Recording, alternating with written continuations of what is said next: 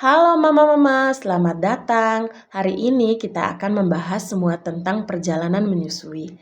Ini bukan cuma soal teknik, tapi lebih ke bagaimana cara kita membangun rasa percaya diri yang kuat untuk memberikan yang terbaik kepada si kecil. Ayo kita mulai perjalanannya sama-sama. Kita awali dengan pesan yang sangat dalam ini. Coba kita resapi sama-sama. Perjalanan menyusui itu bukan sebuah lomba balapan, tapi sebuah proses belajar yang indah. Jadi, yang paling penting itu kasih diri kita dan si kecil waktu, ruang, dan pastinya kesabaran. Ini yang paling penting. Mindset mama harus diubah dulu. Banyak yang berpikir menyusui itu naluriah, padahal ini tuh keterampilan.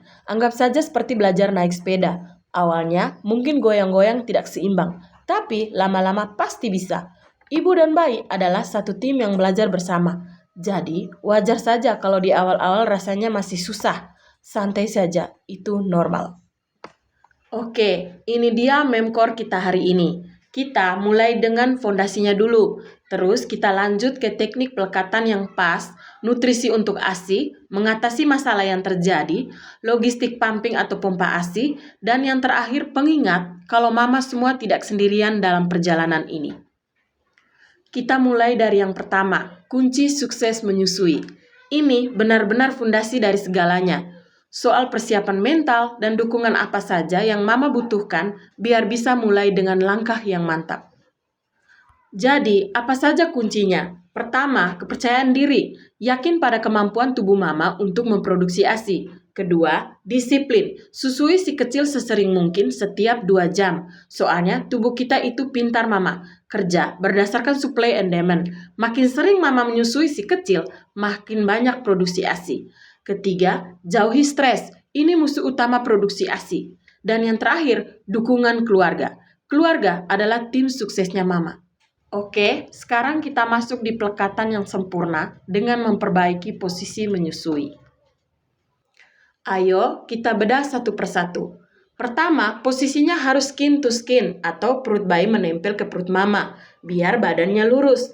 Kedua, mulut bayi harus pas di depan puting, jangan miring-miring. Ketiga, topang seluruh badan bayi dari punggung sampai bokong, bukan cuman kepalanya saja. Dan yang keempat, bawa bayinya ke payudara mama, bukan payudara yang ke bayi. Jadi posisi mama tetap nyaman dan tegak.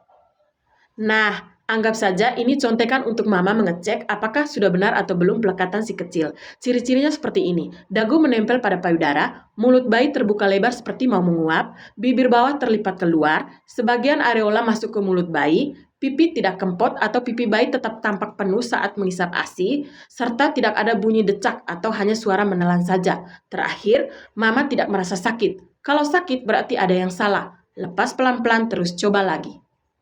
Oke, setelah tekniknya sudah benar, sekarang kita bahas bahan bakarnya. Apa yang kita makan itu berpengaruh ke kualitas dan kuantitas ASI buat si kecil. Ayo kita bahas nutrisi. Puji Tuhan kita berada di wilayah Indonesia. Banyak sekali makanan alami yang bisa membantu melancarkan ASI, yaitu daun katuk, bayam dan sayuran hijau lainnya, kacang-kacangan, ikan, jahe, susu kurma, serta air mineral. Jadi, piring makan mama harus diperhatikan. Apa yang mama makan itu yang diterima bayi. Nah, perjalanan menyusui itu tidak selalu mulus.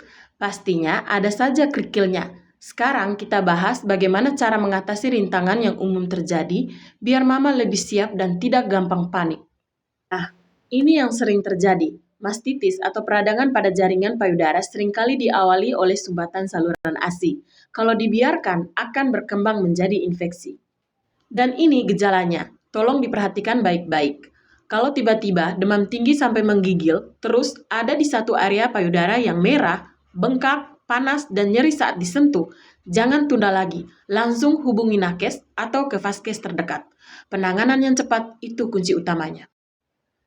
Oke, kita lanjut ke bagian yang relevan sekali dengan mama-mama modern dan mama-mama yang sibuk bekerja di kantor. Ya, kita akan bahas soal pumping dan cara menyimpan ASI.